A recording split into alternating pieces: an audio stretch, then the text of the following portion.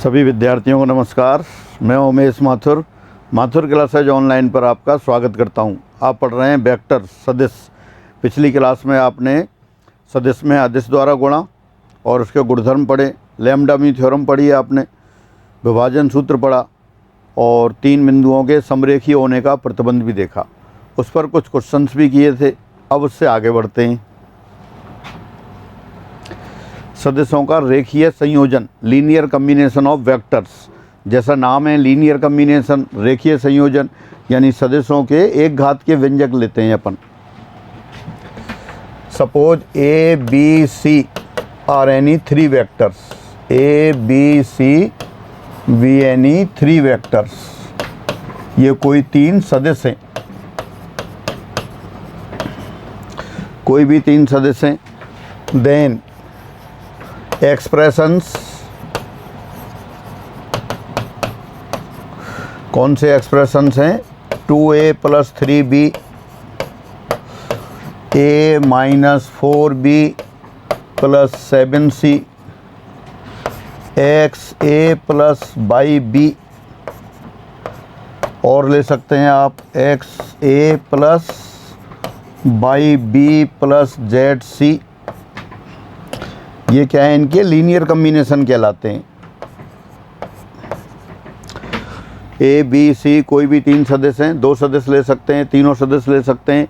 इनमें कोई भी स्केलर से मल्टीप्लाई करें और प्लस या माइनस से ऐड कर दें तो जो एक्सप्रेशन बनते हैं यही इनके लीनियर कम्बिनेशंस कहलाते हैं। दो सदस्यों का लीनियर कम्बिनेशन ये लिखा है ए और बी में, 2a + 3b, xa + yb। x और y क्या है? यहाँ x और y कोई भी स्केलर्स हैं, कोई भी अदिश हैं, अचर हैं, तो ये आपके लीनियर कम्बिनेशन कहलाते हैं। फिर अपन लेते हैं सबसे पहले दो सदिशों का रेखीय संयोजन। जैसा भी लिख रहे थे, ए और बी दो सदिश हैं तो आपने लिखा 2a + 3b, xa + yb। ये क्या थे? दो सदिशों के रेखीय संयोजन थे। अब इनसे करते क्या हैं अपन? सपोज ये वेक्टर तो a है और ये वेक्टर b है, ये दो वेक्टर्स हैं और जिस तल में ये हैं उसी तल में एक तीसरा वेक्टर है r। Suppose a and b are two non-zero non-collinear vectors and there is a vector r in the plane of vectors a and b। a और b के तल में ही कोई तीसरा सदिश r है, तो अपन इस किसी भी सदिश r को जो a और b के तल में है, a और b की सहायता से एक्सप्रेस कर सकते हैं। कैसे एक्सप्रेस करते हैं? लीनियर कम्बिनेशन की सहायता से। देखो कैसे करेंगे। सबसे पहले तो अपन ऐसा करते हैं, तीनों वेक्टर को कोइनिशियल वेक्टर की तरह व्यक्त कर लेते हैं। कोइनिशियल सम प्रारंभिक, यानी कि तीनों का इनिशियल पॉइंट, प्रारंभिक बिंदु समान ले लें। देखिए आपने क्या किया, ये वेक्टर तो ले लिया a और ये वेक्टर ले लिया b। ये वेक्टर आपका a है और ये वेक्टर आपका b है और ये दोनों कहाँ मिल रहे हैं? O पॉइंट पर। O पॉइंट से ही अपन ने तीसरे वेक्टर r को लगा देते हैं। ये वेक्टर r आ गया। क्या कर रहे हैं अपन? दो वेक्टर दे रखे हैं, यहाँ ब्लैक से बना दिए थे, वहाँ ब्लू से बना दिए हैं, कोई कन्फ्यूजन की ज़रूरत नहीं है। a और b दो नॉन-जीरो नॉन कोलिनियर वेक्टर हैं, अशून्य और असमरेखीय सदिश हैं। इनको सम प्रारंभिक सदिशों की तरह व्यक्त कर लिया और उसी बिंदु O से जहाँ a और b मिल रहे हैं r वेक्टर को अप्लाई कर दिया। तो अपन इस r को अब ऐसा करते हैं, ये पॉइंट तो आपका O है और ये इसका जो टर्मिनल पॉइंट है ये P है। अब P से एक लाइन तो ले लेते हैं अपन B के पैरेलल और एक लाइन ले लेते हैं A के पैरेलल। एक लाइन ले ली है B सदिश के पैरेलल और एक लाइन ले लिया आपने A के पैरेलल। ये वेक्टर कौन सा है? आपका R है।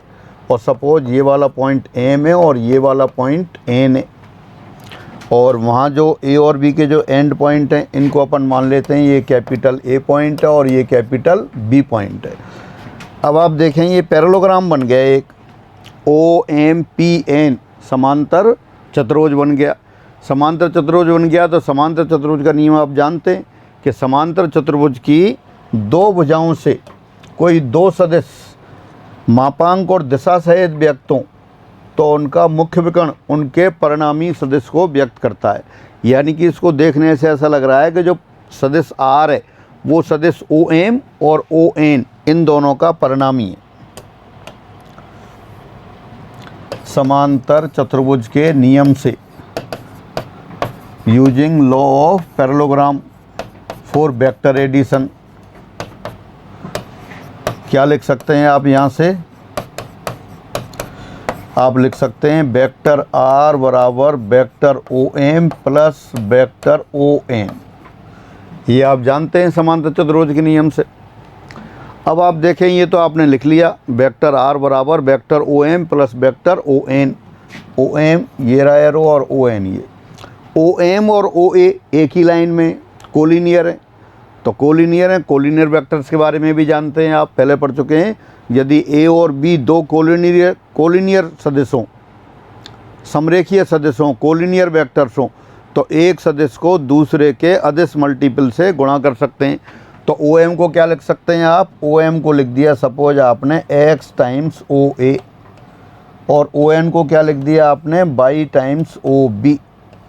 ये आप पहले से जानते हैं, अपन ने समरेखीय सदिश की परिभाषा पढ़ी थी, तब आपने रिजल्ट पढ़ा था कि ए और बी दो समरेखीय सदिश हों तो कोई ना कोई एक अद्वितीय अचर टी ऐसा विद्यमान होगा कि ए बराबर टी टाइम्स बी। अब यहाँ ओ एम और ओ ए कोलिनियर है, तो निश्चित रूप से एक यूनिक एक्स, अद्वितीय एक्स ऐसा विद्यमान होगा कि ओ एम बराबर एक्स टाइम्स ओ ए लिख लें। और इसी तरह से ओ एन और ओ बी ये भी समरेखीय हैं, कोलिनियर हैं। It means there exist a unique y such that O N equal to y times O B. अद्वितीय बाई ऐसा विद्यमान होगा कि ओ एन बराबर बाई टाइम्स ओ बी लिख लिया। अब ओ ए किसके बराबर है? ओ ए तो वेक्टर ए को डिनोट कर रहा है और ओ बी वेक्टर बी को। तो इसका मतलब यहाँ क्या लिख दिया आपने? यहाँ लिख दिया फिर वेक्टर आर बराबर x times vector a plus by times vector b. यानी कि जो सदिश आर था, जो ए और बी के तल में स्थित था, ए और बी दो वेक्टर थे, दोनों वेक्टर जिस तल में हैं उसी में एक वेक्टर आर और था। ए और बी कैसे हैं? नॉन जीरो और नॉन कोलिनियर। तो उनकी सहायता से, वो ए और बी की सहायता से किसी भी सदिश आर को आप व्यक्त कर सकते हैं। तो ये लीनियर कम्बिनेशन का यूज हो गया। अभी अपन रेखीय संयोजन पढ़ रहे थे, तो रेखीय संयोजन का ये यूज हो गया। एक बार दोबारा देख लेते हैं इसी को। यानी ए और बी, दोबारा से लिख दे रहा हूँ, दो अशून्य व असमरेखीय सदिश हों। A and B are two non-zero and non-collinear vectors. Then any vector R coplanar with A and B can be expressed as a linear combination of A and B. सदिश हों और R इनके तल में कोई सदिश है,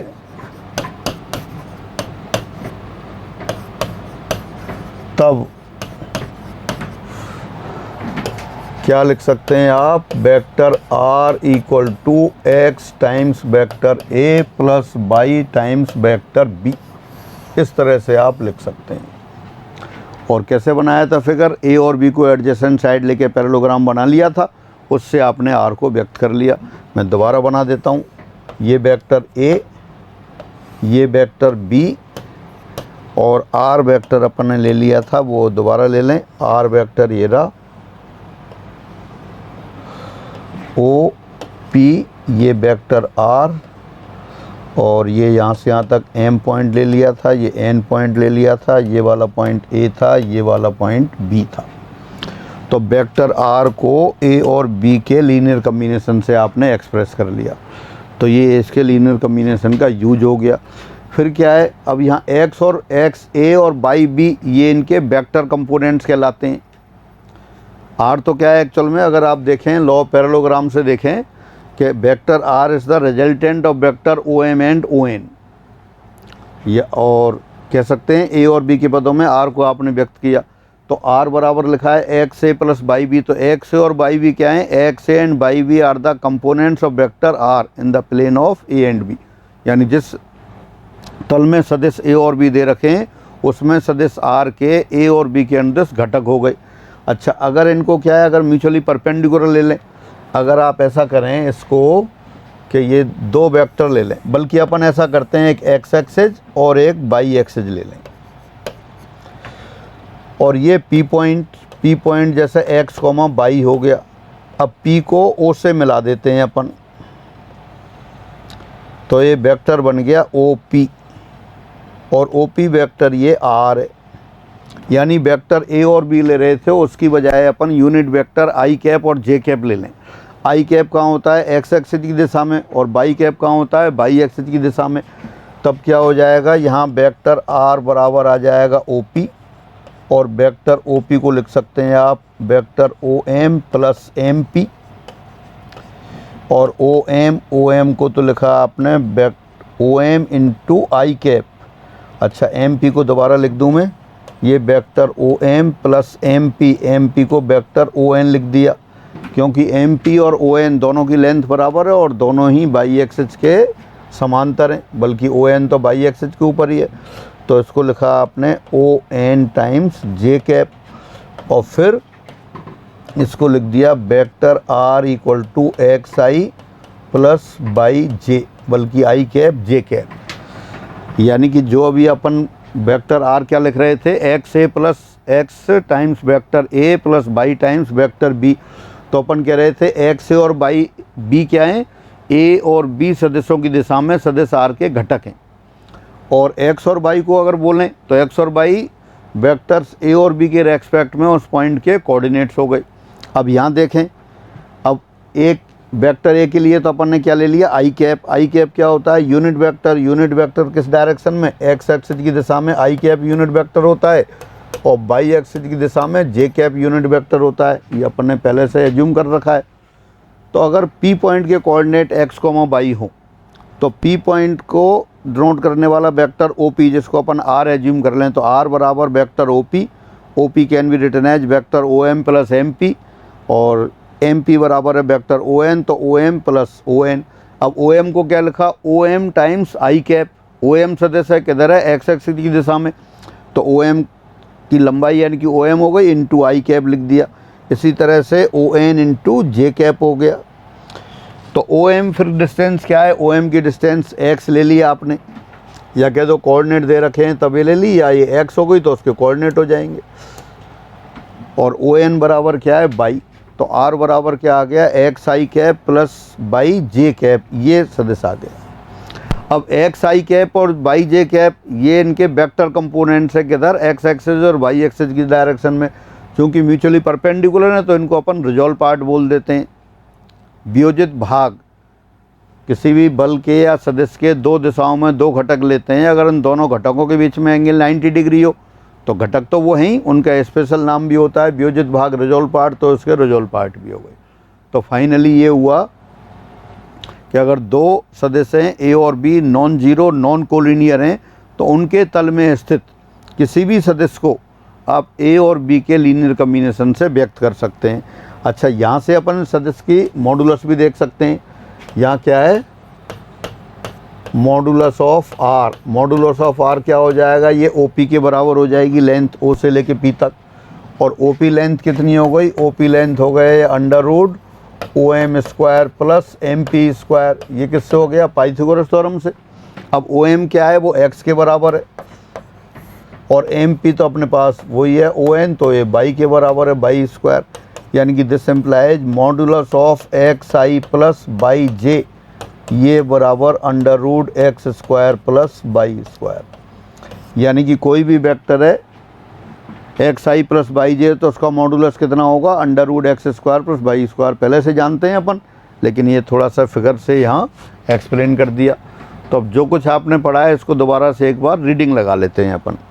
दो सदस्यों का रेखीय संयोजन, linear combination of two vectors. यदि ए और बी दो अशून्य व असमरेखीय सदिशों, तो इन्हीं के तल में स्थित सदिश आर को इनके रेखीय संयोजन से, अर्थात r equal to x a plus y b से अद्वितीय प्रकार से व्यक्त किया जा सकता है। यहाँ एक्स और बाई क्या हैं? एक्स और बाई दो अद्वितीय राशि हैं, दो अक्षर हैं जो कि यूनिक हैं, मतलब एक ही तरह से एक्सप्रेस कर सकते हैं आप इसको।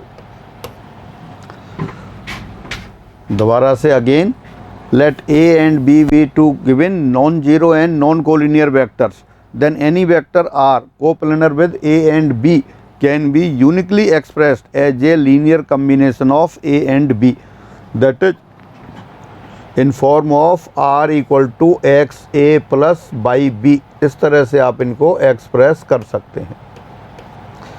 ये लीनियर कम्बिनेशन की बात रही, मतलब लीनियर कम्बिनेशन का यूज क्या है।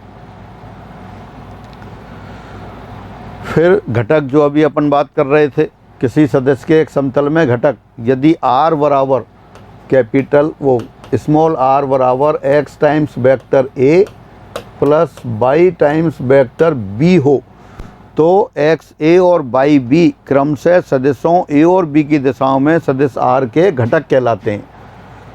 ये x a y b सदिश a और सदिश b की दिशाओं में घटक कहलाते हैं, और x y अदिश x y सदिशों a और b के युग्म के सापेक्ष सदिश r के निर्देशांक कहलाते हैं।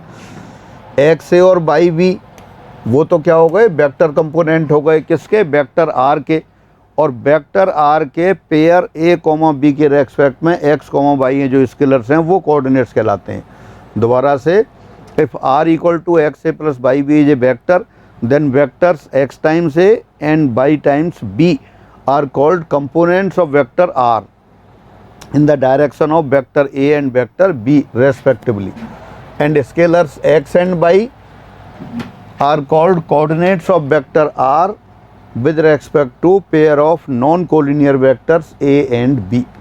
तो जो अपन पहले डिस्कस कर रहे थे वो दोबारा लिख दिया कि r बराबर x a plus y b कोई वेक्टर है तो x टाइम्स वेक्टर a और y times vector b vector r के a और b के एलोंग ये उनकी डायरेक्शन में कंपोनेंट्स हैं, और small and small y are the coordinates of vector r, और के अनुसार इसके जो टर्मिनल पॉइंट होगा उसके कोऑर्डिनेट्स हैं किसके रेस्पेक्ट में, with respect to vector a and vector b।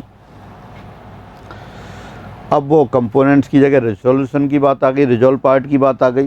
किसी सदस्य के एक समतल में वियोजित भाग resolve parts of a vector in a plane, और you can say resolution of a vector in a plane, resolution ही लिख देते हैं क्योंकि रिजोल्व पार्ट्स ही हैं। हाँ, resolve parts of a vector in a plane, और you can say resolution of a vector in a plane. सदिश एक्स आई और बाई जे निर्देशीय अक्षों की दिशा में सदिश R equal to X i cap plus by j cap के वियोजित भाग सदिश या प्रक्षेप कहलाते हैं। इनको प्रोजेक्शन भी बोलते हैं, प्रक्षेप। और एक्स वाई बिंदु P के निर्देशीय अक्षों के सापेक्ष निर्देशांक कहलाते हैं। यहाँ बिंदु P सदिश R का अंतिम बिंदु है, जैसे अपन ने बनाया था फिगर। अभी फिगर कैसे बनाया था, ये O पॉइंट और ये P पॉइंट क्या है जिसके कोऑर्डिनेट x, y थे और एक्सेज बना ली थी। तो दोबारा से देखते हैं, यहाँ बिंदु P सदिश R का अंतिम बिंदु और तथा O मूल बिंदु है सदिश R का, O मूल बिंदु सदिश R का प्रारंभिक बिंदु है। यानी जो वेक्टर अपन OPR ले रहे हैं और किससे डिनोट हो रहा है, वो OP से। तो P जिसके कोऑर्डिनेट x, y हैं वो तो टर्मिनल पॉइंट हो गया, और ओरिजिन O वो उसका स्टार्टिंग पॉइंट, प्रारंभिक बिंदु, इनिशियल पॉइंट हो गया। दोबारा से पढ़ लेते हैं। The vectors xi and yj are called the vector components, और you can say vector resolve parts और projection of vector r along coordinate axis in xy plane, and scalars x and y are the coordinates of point P about the coordinate axis. Here point P is the terminal point and origin O is the initial point of vector r। यानी पहले अपन ने x और y के, मतलब पहले तो आपने vector r के वेक्टर का रिजोल्व पार्ट्स देखे, वो एक्स आई बाई जे, और फिर इसके जो कोऑर्डिनेट्स हैं पॉइंट के P के वो एक्स वाई हो गए। Now modulus of vector r, अभी आपने देखा ही मॉडुलस ऑफ r क्या होगा। अगर वेक्टर r बराबर x I plus by j है तो इसका मॉडुलस कितना हो जाएगा, under root x square plus y square. और मॉडुलस अभी अपन ने फिगर में देखा था, फिर दोबारा से देख लेते हैं। ये एक्स एक्सिस, ये ओरिजिन, ये वाई एक्सिस, ये वेक्टर आपका OP, किसको नोट कर रहा है? वेक्टर आर को। पी के कोऑर्डिनेट्स क्या हैं? X comma y. यहाँ से परपेंडिकुलर डाल दें आपका ये पी एम, और इधर से परपेंडिकुलर डाल देते हैं पी एन, ये वेक्टर आर। तो देखिए मॉड ऑफ आर क्या हो जाएगा? मॉड ऑफ आर यानी कि इसकी लेंथ वो ओ पी के बराबर हो गई, और ओ पी फिगर में देखें आप तो आ रहा है O M square plus M P square. अभी किया था थोड़ी देर पहले। O M square plus M P को क्या लिख सकते हैं आप? ओ एन स्क्वायर, यानी ओ एम तो एक्स के इक्वल हो गया और ओ एन वाई के इक्वल, तो x square plus y square, ये अंडर रूट में आएगा। तो देयरफॉर मॉड ऑफ आर यानी mod of x i cap plus by j cap किसके बराबर हो गया? Under root x square plus y square के बराबर हो गया। ये इसके मॉडुलस की बात हो गई। अब इस पे एग्जाम्पल देखते हैं, बिल्कुल जीरो लेवल के example, oral question. Example 22, if O be the origin and P 4,-3 be a point in x y plane, then express vector O P in terms of i cap and j cap. Also find modulus of vector O P. यदि O मूल बिंदु और P 4,-3 x Y तल में एक बिंदु है, तब सदिश ओ पी को आई कैप और जे कैप के पदों में व्यक्त करो और मापांक ओ पी भी ज्ञात करो। तो बेहद आसान। पी पॉइंट कौन सा दे दिया आपको? पी पॉइंट दे रखा है 4,-3। ये ओरिजिन वाई एक्सेस, ये एक्स एक्सेस। अब 4,-3, पहले 4 डिस्टेंस 1 2 3 4, -3 कहाँ होगा? नीचे 1 2 -3। तो ये पॉइंट आ गया आपके पास। कौन सा पॉइंट आ गया? P बराबर आ गया 4,-3। P point 4,-3। अब आपको वेक्टर लेना है OP, तो O और P को ज्वाइन कर दीजिए। फिगर की बिल्कुल भी ज़रूरत नहीं है, ये तो मैंने फिगर आपको बता दिया है, बाकी फिगर सब बना सकते हैं आसानी से। तो अब क्या हुआ? वेक्टर R बराबर हो गया वेक्टर OP। फिगर की ज़रूरत नहीं है, डायरेक्ट आप जानते हैं अभी अगर किसी पॉइंट के कोऑर्डिनेट एक्स वाई हैं तो उसका पोजीशन वेक्टर एक्स आई प्लस वाई जे होता है। तो इसको व्यक्त करने वाला सदिश कितना लिख सकते थे आप? डायरेक्ट लिख सकते थे, बिल्कुल फिगर की ज़रूरत नहीं है कि वेक्टर ओ पी वो हो जाता 4i कैप प्लस -3 टाइम्स जे कैप। या आप कह सकते थे vector O P equal to 4i cap -3 j cap. हाँ, ये मैंने फिगर बना दिया है, तो अब फिगर से देख लेते हैं। ओ पी क्या हो गया? यहाँ से इसको ज्वाइन कर देते हैं, तो हो जाएगा vector O M plus M P. ये कैसे लिख दिया? वेक्टर एडिशन से, ट्राइंगल लॉ से, ओ से M and M to P. O M कितना हो गया? ओ एम डिस्टेंस कितनी है? ये डिस्टेंस 4 है, तो ये हो गया 4i कैप। या एक बार एक स्टेप और बढ़ा दूँ, इसको लिख सकते हैं आप ओ M into i cap plus M P. और ये कहाँ है? बाई एक्सिस के पैरेलल, और बाई एक्सिस के पैरेलल, लेकिन डायरेक्शन कहाँ है? नीचे की ओर, तो माइनस जे कैप। अगर ऊपर की डायरेक्शन में होती तो प्लस जे कैप, नीचे की डायरेक्शन में इसलिए minus j cap. O M distance 4 है, 4i कैप। एम पी 3 है, 3 into minus j i cap. तो this implies vector O P are, अगर इसको लिख दिया है तो आर लिख देता हूँ 4i कैप -3 जे कैप। और you can say vector O P बराबर 4i कैप -3 जे कैप। ये वेक्टर ओ पी आ गया। बिल्कुल फिगर की आवश्यकता नहीं थी, पेन चलाने की भी आवश्यकता नहीं थी। ये आप अच्छी तरह से लर्न कर लें। इससे पहले आपने पढ़ा था कि कोई भी पॉइंट P जिसके कोऑर्डिनेट x, y हो, उसको व्यक्त करने वाला वेक्टर एक्स आई प्लस वाई जे। और मॉडुलस लें इसको। अब मॉडुलस ऑफ OP, तो मॉडुलस ऑफ OP क्या होगा? Under root x square plus y square. X के लिए क्या है? 4 और वाई के लिए -3, तो वही लिख देते हैं आप 4 स्क्वायर प्लस -3 होल स्क्वायर, यानी कि ये 5 के बराबर आ गया। तो ये मॉडुलस ऑफ OP आ गया। बिल्कुल जीरो लेवल का क्वेश्चन, लेकिन फिर भी मैंने ये लिख के इसको कर दिया, बाकी आप डायरेक्ट इसको लिख सकते थे। फिर आगे बढ़ते हैं। Example 23, write the position vector AB where coordinates of points A and B are respect are 2, -3 and 7, 9। दोनों पॉइंट दे रखे हैं। Also find the modulus of vector AB, position vector AB का स्थिति सदिश लिखो, जबकि A और B दे रखे हैं आपको, जबकि बिंदु A 2, -3 और B 7, 9 हो। सदिश AB का मापांक भी लिखो।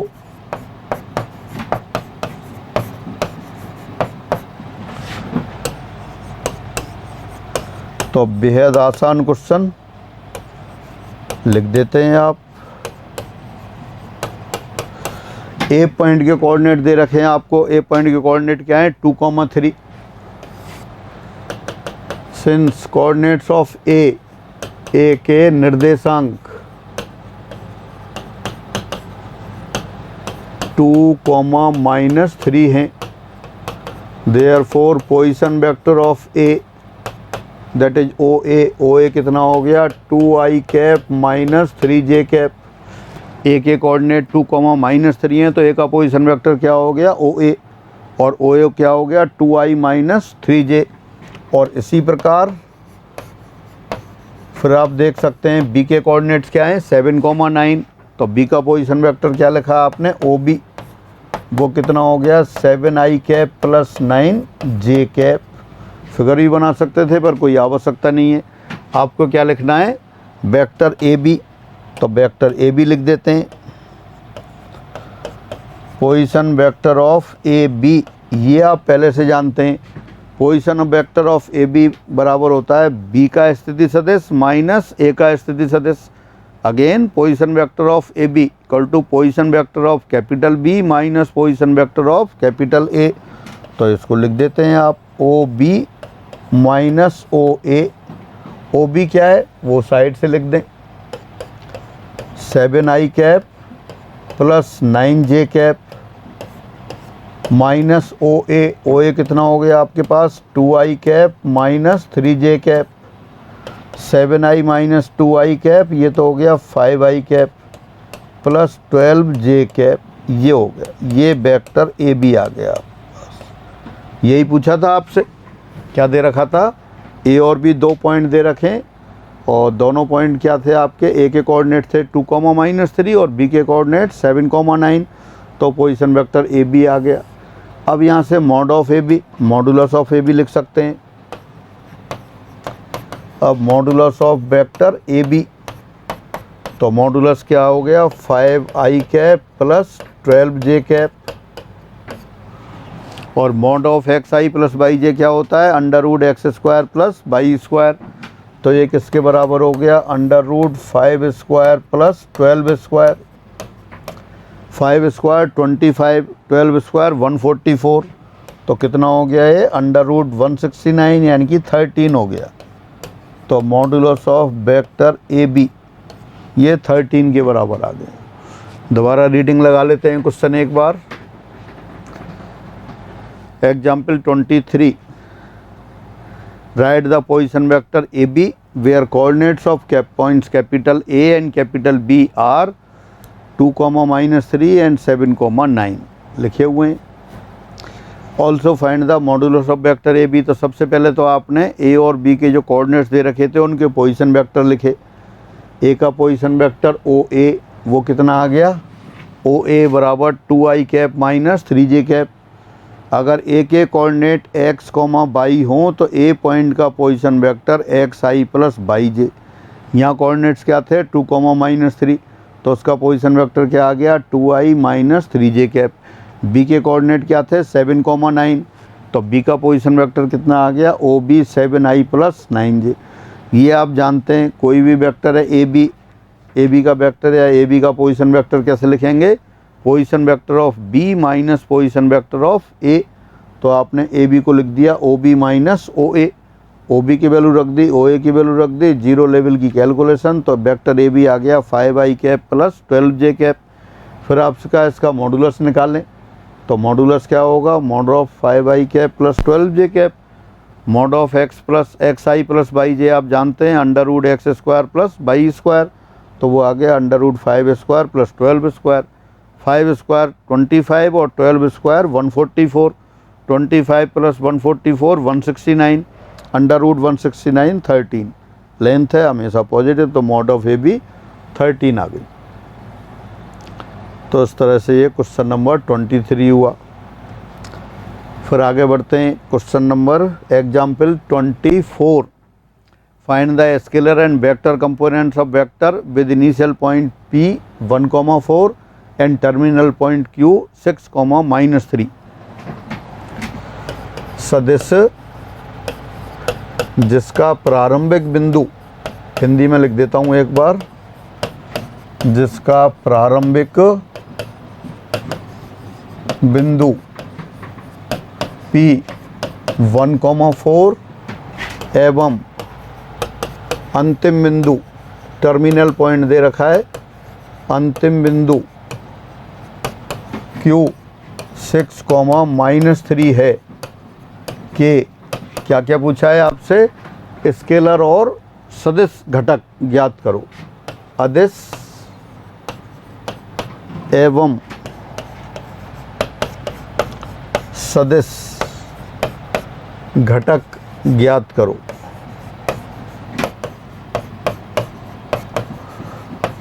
अब कुछ दिया नहीं है तो निश्चित रूप से अपन जो एक्सेस के अलोंग होंगे वो वाले निकालने हैं। तो पहले तो अपन वेक्टर देखते हैं यहाँ पर, या पहले आप लिख दें बिंदु P, कौन सा है P आपका 1,4 का स्थिति सदिश position vector, position vector of point P कितना आ गया OP, और OP बराबर कितना हो गया i कैप + 4j कैप। ये पोजीशन वेक्टर ऑफ P आ गया। और बिंदु Q का, Q पॉइंट कौन सा है, Q के कोऑर्डिनेट हैं 6,-3 का स्थिति सदिश position vector of point Q। ये क्या हो जाएगा OQ, और OQ कितना आ गया आपके पास 6i cap - 3j cap. P का पोजीशन वेक्टर आ गया, Q का पोजीशन वेक्टर आ गया। अब वेक्टर PQ लिख लेते हैं। अब सदिश PQ, position vector of PQ वो कितना होगा, position vector of Q minus position vector of P, यानी Q का स्थिति सदिश माइनस P का स्थिति सदिश। अब Q का स्थिति सदिश क्या है आपके पास 6i - 3j, तो वो लिख दिया आपने 6i - 3j। और P का स्थिति सदिश क्या है i + 4j, i cap + 4j cap. एक बार और चेक कर लेते हैं। P का पोजीशन वेक्टर था i कैप + 4j कैप, और Q का पोजीशन वेक्टर है 6i कैप - 3j कैप। अब ये दोनों आपने वहाँ ले दिए, तो कितना हो गया 6i cap - i cap 5i cap हो गया, -3j - 4j -7j कैप हो गया। तो ये तो वेक्टर PQ आ गया। अब इनके वेक्टर कंपोनेंट लेंगे। सदिश PQ के सदिश घटक, अब लिखा नहीं है किसकी दिशा में, तो अपन अक्षों की दिशा में, निर्देशी अक्षों के अनुदिश अलोंग द कोऑर्डिनेट एक्सेस। क्या होगा ये बता दें।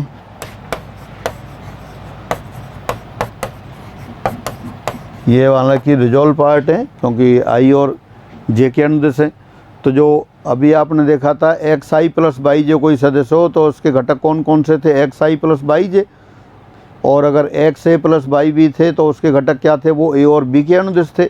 यहाँ ए और बी दे नहीं रखे तो अपन ने आई और जे के अनुदिश यानी कि एक्स एक्सेज और बाई एक्सेज के अनुदिश क्या होंगे, ये तो हो गया 5i कैप और -7 जे कैप हो। और अदिश घटक लेने होंगे तो क्या हो जाएंगे, वो आई और जे के कोफिशिएंट हो जाएंगे। और अक्षों के अनुदिश अदिश घटक, अक्षों के अनुदिश अदिश घटक स्केलर कंपोनेंट्स क्या हो जाएंगे, 5 और -7 होंगे। तो ये बात हो गई। 2 पॉइंट दे रखे थे पी और क्यू, उनकी सहायता से आपने वेक्टर ओपी लिखा और वेक्टर ओपी आ गया आपके पास 5i कैप -7 जे कैप। तो इसके वेक्टर कंपोनेंट्स तो क्या हो गए, 5i कैप -7 जे कैप। और स्केलर कंपोनेंट क्या हो गए, आई और जे के कोफिशिएंट 5 और -7। अच्छा, कभी अगर इनकी लेंथ की बात होगी तो -7 हटाना होता है, यहाँ लेंथ नहीं है, यहाँ कंपोनेंट्स है, घटक हैं। घटक भी डायरेक्शन सहित होंगे, साइन सहित होंगे। पॉजिटिव डायरेक्शन में भी हो सकता है, नेगेटिव डायरेक्शन में भी हो सकता है। तो एक्स कंपोनेंट तो कितना हो गया 5 और वाई कंपोनेंट कितना हो गया -7। अगर आपसे ये क्या कहा गया होता कि घटकों की लंबाई बताइए तो लंबाई में अपन -7 नहीं लेते, फिर सिर्फ 7 लेते। तो ये क्वेश्चन हुआ। आगे 3 सदस्यों के समतलीय होने का प्रतिबंध।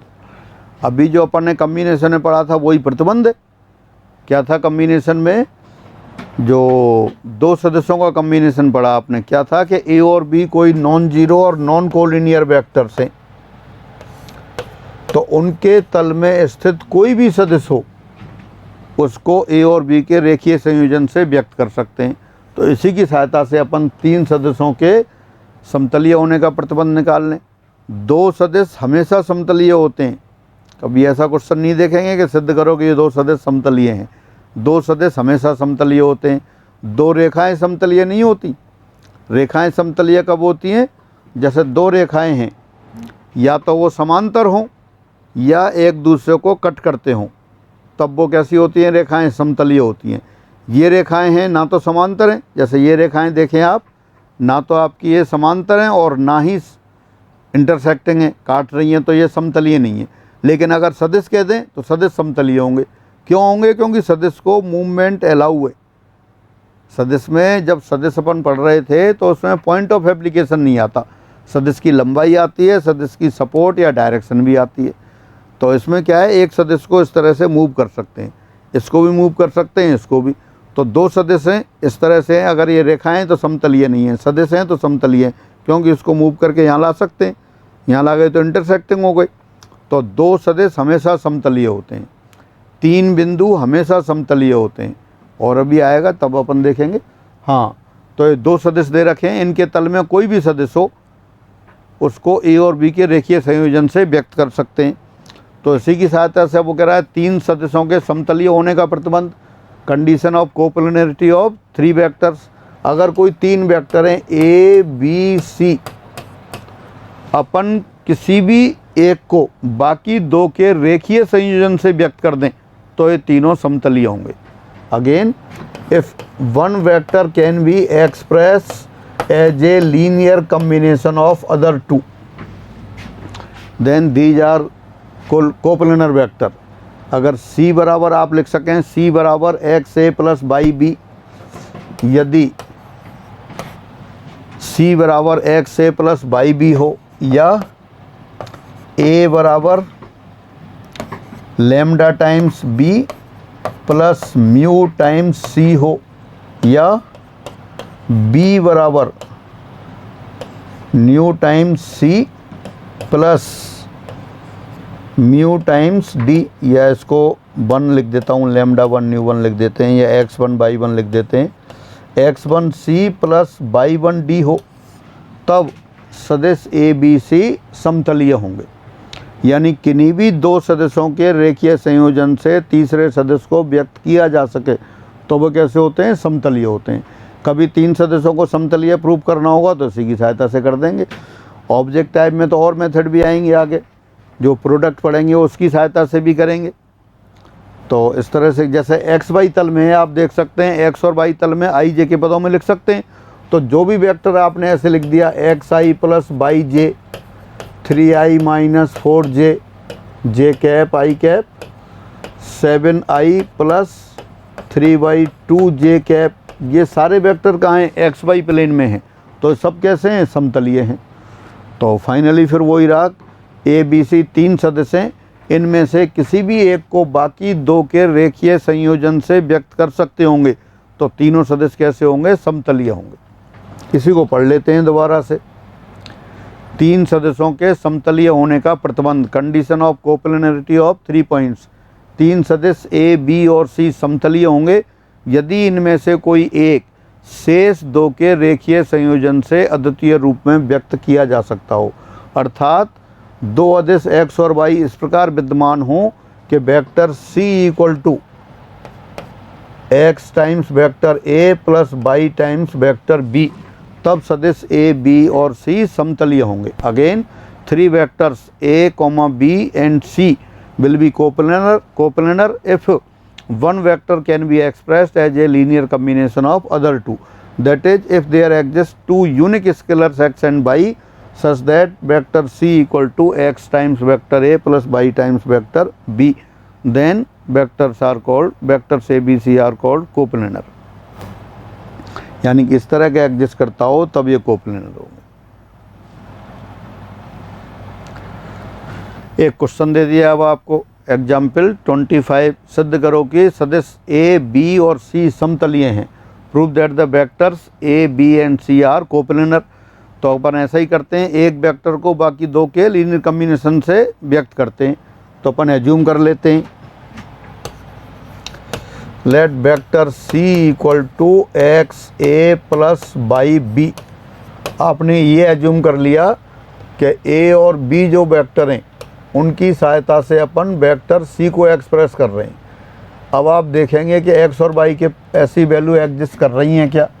अगर ऐसी वैल्यू एग्जिस्ट कर रही हैं तब तो ये कोप्लेनर हो जाएंगे, और अगर ऐसी एग्जिस्ट नहीं करेंगी तो ये कोप्लेनर नहीं होंगे। तो देयरफॉर सी क्या लिखा आपने, 3i cap minus 4j cap plus 3k cap, this equal to x times vector a. Vector a क्या दे रखा है, 2i cap minus j cap plus k cap, 2i cap minus j cap plus k cap plus by times कितना हो गया अपने पास, i cap plus 2j cap minus k cap. अब इसमें से ऐसा करते हैं, राइट साइड में i वाली टर्म एक जगह लिखते हैं, j वाली टर्म एक जगह और k वाली टर्म एक जगह। तो क्या आ गया आपके पास यहाँ पे 2x plus by times I cap. फिर j वाली टर्म लेते हैं, यहाँ से आएगा minus x plus 2y times जे कैप। फिर k वाली टर्म्स लेते हैं, यहाँ से आएगा x टाइम्स k यानी कि x माइनस बाई टाइम्स के कैप। ये आ गया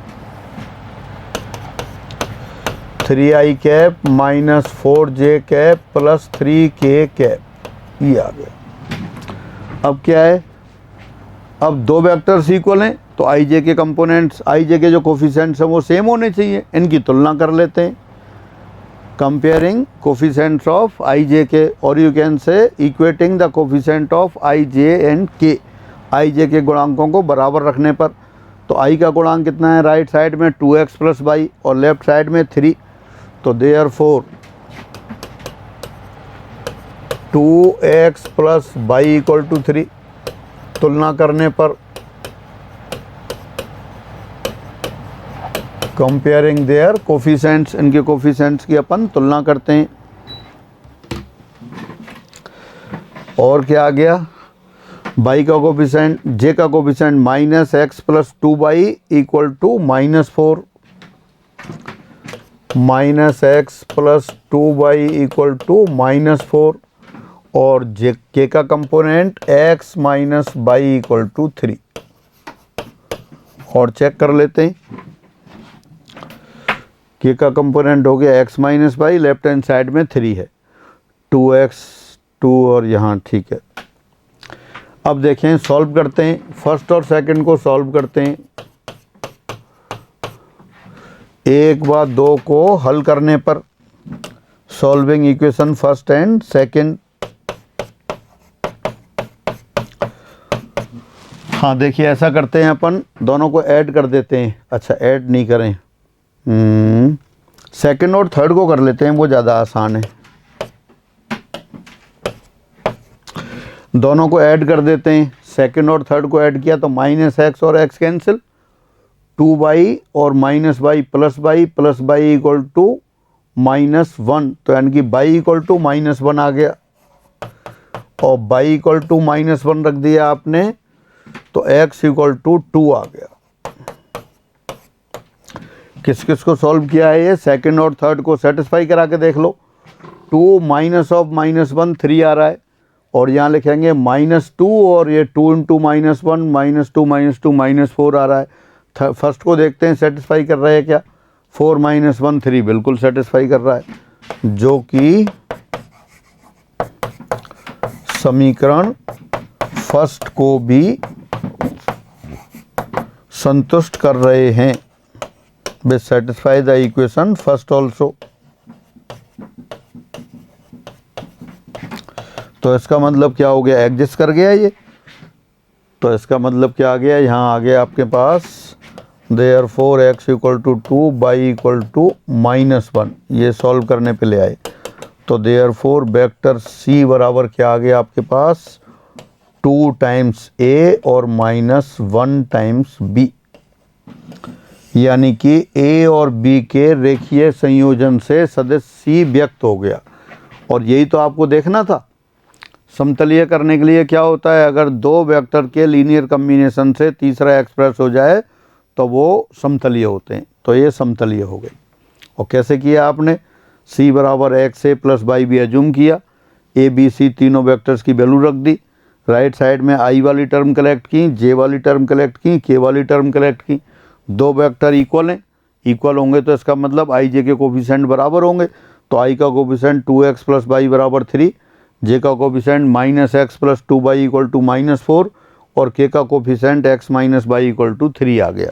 और तीनों इक्वेशंस को आपने लिखा और तीनों इक्वेशन लिख के सॉल्व किया, तो फाइनली अपने पास आ गया c बराबर 2 times vector a minus vector b, यानी कि ऐसे नंबर्स x और y एग्जिस्ट कर रहे हैं, इसलिए ये समतलीय हो गई।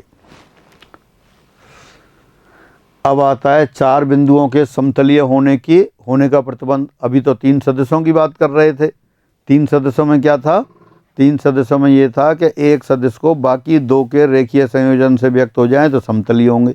अब 4 पॉइंट हो गए, मान लिए 4 पॉइंट क्या हैं, a b c d, ये है a b c d 4 point हैं।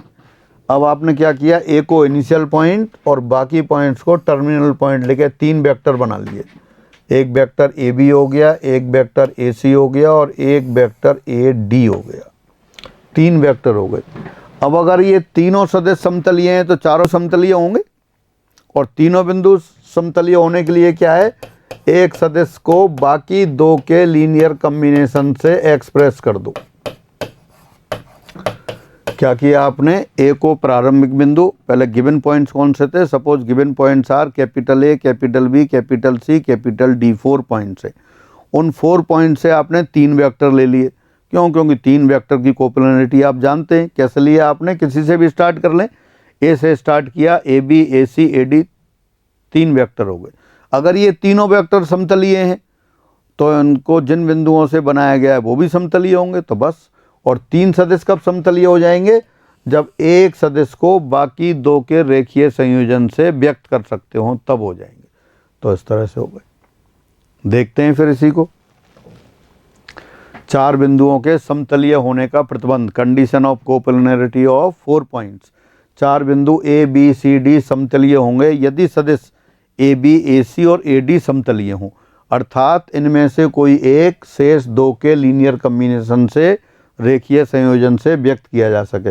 यानी दो अदिश लैम्डा और म्यू, अपन एक्स वाई लिख रहे थे, यहाँ लैम्डा म्यू लिख दिया है, लैम्डा और म्यू इस प्रकार विद्यमान हो कि ए बी इक्वल टू, मैंने वहाँ ए डी लिख दिया था, ये भी लिख सकते हैं, A B equal to lambda times A C plus mu times vector A D.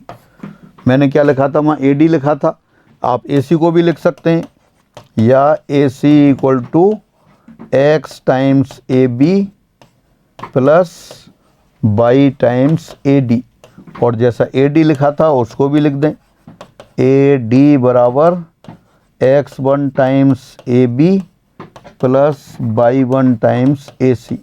यानी कि फाइनली है कोई भी एक सदिश बाकी दो के रेखीय संयोजन से व्यक्त हो जाएगा तो समतलीय होंगे। एक बार और पढ़ते हैं।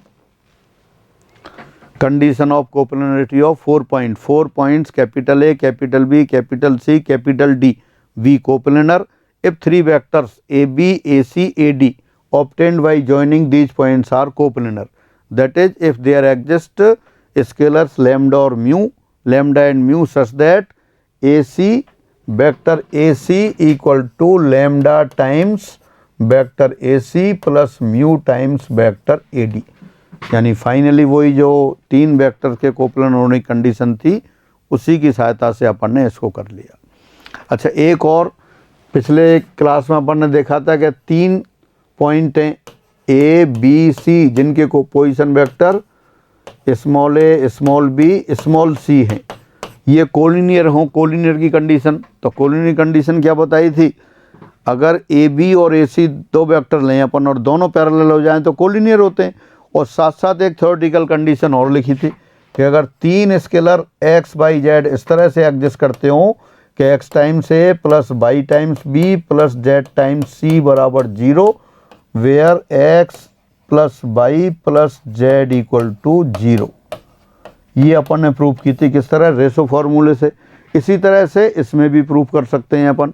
इसमें क्या कर सकते हैं, 4 पॉइंट हैं ए बी सी डी, इनके position vector small a small b small c small d, ये चारों कोप्लेनर होंगे यदि 4 scalar x y z t ले सकते हैं, इस तरह से एडजस्ट करते हो कि x a plus y b plus z c plus t d equal to 0, where x plus Y plus z plus t equal to 0। बिल्कुल उसी लाइन पे, वो अभी आगे लिखेंगे।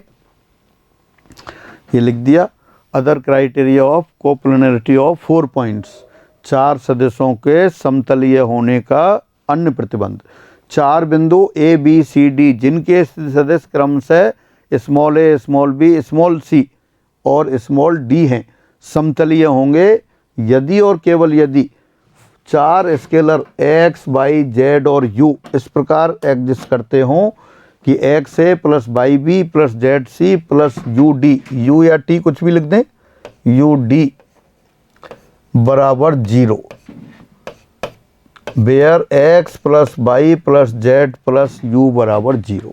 Again 4 points capital A capital B capital C capital D whose position vectors are small a small b small c small d respectively we coplanar if there exist 4 scalars x y z and u not all 0 such that x a plus y b plus z c plus w d equal to 0 where x plus y plus z plus u equal to 0। Theoretical questions में use हो जाता है, या ऐसे ही ऐसे ही पूछ सकते हैं कि इसकी क्या कंडीशन है, ऑप्शन में कोई भी दे दें तो आप ये भी लर्न करेंगे। फिर आगे बढ़ते हैं। अब एग्जाम्पल 26, सिद्ध करो कि बिंदु ये और ये समतलीय हैं। Prove that the points 2 times A plus 3 times b minus c comma 8 minus 2b plus 3c comma 3a plus 4b minus 2c and a minus 6b plus 6c are coplanar. तो बिल्कुल वही क्वेश्चन हो गया जैसे अपन ने अभी article कर रहे थे। तो एज्यूम कर लेते हैं A B C D 4 point हैं, ये capital A capital B capital C और कैपिटल डी 4 पॉइंट हैं। इनके पोजीशन वेक्टर ये दे रखे हैं आपको। ए क्या दे रखा है आपको, 2a प्लस 3b माइनस सी। बी क्या दे रखा है, बी दे रखा है आपको a minus 2b plus 3c। और सी क्या दे रखा है, सी दे रखा है 3a प्लस 4b -2c और d क्या दे रखा है a -6b plus 6c। a b c d 4 point दे रखे हैं। आपको प्रूव करना है कि चारों ये कोप्लेनर हैं। कोप्लेनर हैं तो सबसे पहले अपन क्या करें, a से स्टार्ट कर देते हैं। पहले लिखते हैं vector A B. Vector A B क्या आएगा, position vector of B minus position vector of A, position vector of point B minus position vector point capital A, यानी कि बी का स्थिति सदिश माइनस ए का स्थिति सदिश, ये आएगा। तो इसकी सहायता से आप पहले ए बी लिखेंगे। तो अब तो आप सीधे सीधे लिख सकते हैं। बी का पोजीशन वेक्टर क्या है, a -2b प्लस 3c। इसमें से इसको घटाएं तो a -2a कितना हो गया, ये -a आ गया। -2b -3b कितना हो गया, -5b हो गया, 5b। इसी तरह c कंपोनेंट लिख देते हैं। c वाला कितना हो गया, 3c minus minus plus c 4c आ गया, यानी कि ये वेक्टर ए बी आ गया। और ए सी लिखते हैं। ए सी कैसे लिखेंगे, position vector of C minus position vector of A. C का है 3a plus 4b minus 2c, तो 3a माइनस 2a ए आ गया। 4b माइनस 3b यानी कि प्लस b आ गया, minus 2c minus minus plus c minus c आ गया। अब A D लिख देते हैं। A D position vector of D minus position vector of A. D के स्थिति सदिश में से ए का स्थिति सदिश हटा दें, ए -2a यानी कि -a आ गया, -6b -3b -9b, और फिर आ गया 6c माइनस c यानी कि माइनस माइनस प्लस 7c, ये आ गया। तो आपको तो करना था कि 4 बिंदु समतलीय हैं, तो 4 बिंदु समतलीय लेने की बजाय 4 बिंदु दे रखे थे, अपन ने उनसे क्या किया, 3 सदिश बना लिए। कौन कौन से, ए B A C A D. और 3 सदिशों को समतलीय कैसे प्रूव करते हैं, अभी आप देख के आए थे। यदि एक सदिश को बाकी 2 के रेखीय संयोजन से लिख सकें तो वो समतलीय हो जाएंगे। तो अपन ऐसा ही करते हैं। अब अपन एज्यूम कर लेते हैं, suppose A D equal to x times A B plus by times A C. A B में x से मल्टीप्लाई किया और ए सी में बाई से, तो दिस इम्प्लाइज ए डी। तो पहले ए डी देख के लिख देते हैं। देखिए क्या है, ए डी आया आपका -a -9b plus 7c, -a -9b -7c, ये ए बी आ गया। राइट साइड में ए डी आ गया, राइट साइड में लिखते हैं x टाइम्स ए बी। अच्छा ये गलत लिख दिया, सारे नेगेटिव नहीं थे इसमें, दोबारा देखें, -a -9b प्लस 7c था, ये 7c। अब लिखते हैं x times A B. A B देखते हैं फिर क्या आया, ए बी आया आपका -a -5b plus 4c, -a -5b plus 4c, ये ए बी आ गया, प्लस बाई टाइम्स ए सी। अब ए सी देखते हैं, ए सी क्या आया था, a plus B minus C, a plus B minus C, a plus B minus C, ये आ गया। एक बार और चेक कर लेते हैं, क्योंकि कैलकुलेशन मिस्टेक हो गई तो दिक्कत आ जाएगी। हाँ, ए बी आपने लिखा था b माइनस ए यानी कि -a -5b प्लस 4c, ठीक है। ए सी 3a -2a a 4b -a b और -2c -c, A D -a -9b और a प्लस 7c, 6 था, ठीक है। और ये आपने इधर लिख लिया। अब देखते हैं, पहले a वाली टर्म इकट्ठा करते हैं। ए वाली टर्म यहाँ से ले लें तो क्या आएगा, -x प्लस बाई टाइम्स ए। फिर बी वाली टर्म इकट्ठा करते हैं, क्या आएगा यहाँ से, 5x और प्लस बाई, फिर c वाली टर्म लेते हैं। c वाली टर्म क्या आएगी यहाँ से 4x minus by times c। अब दो सदिश इक्वल हैं तो ए बी सी के जो कंपोनेंट्स हैं, कंपोनेंट्स नहीं कोफिशिएंट्स हैं, उनको बराबर कर दें।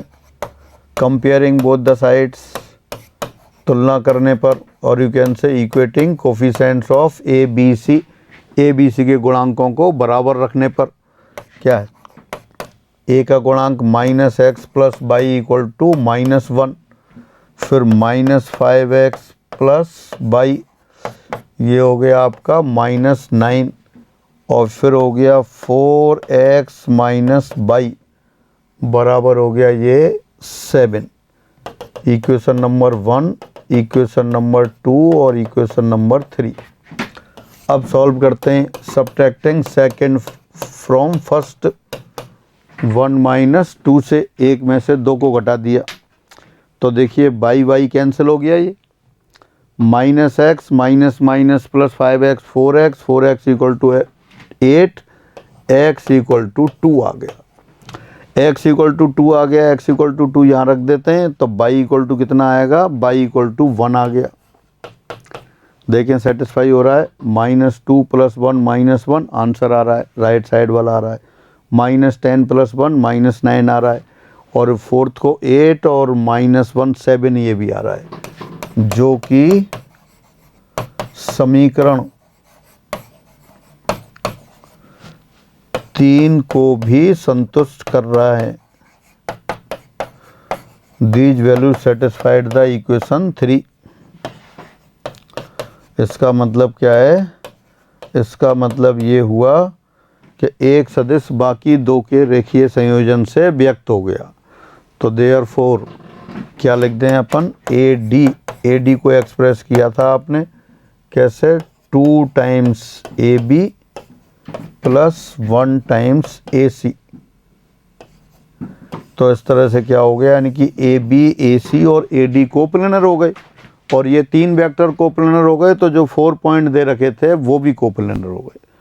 तो फाइनली ये क्वेश्चन आपका इस तरह से हुआ। तो इस तरह से अपने रेखीय संयोजन पढ़ रहे थे सदिशों का, उसकी सहायता से आपने देखा कि 3 सदिशों को समतलीय कैसे प्रूफ कर सकते हैं। जबकि ए बी सी 3 सदिश दे रखे हों, अगर वो समतलीय हैं तो एक सदिश को बाकी दो के रेखीय संयोजन से व्यक्त कर सकते हैं। इसी तरह से स्पेस में भी होता है कि 3 सदिशों की सहायता से किसी भी सदिश को व्यक्त कर सकते हैं। वो फिर अगली क्लास में लेते हैं। सभी को नमस्कार।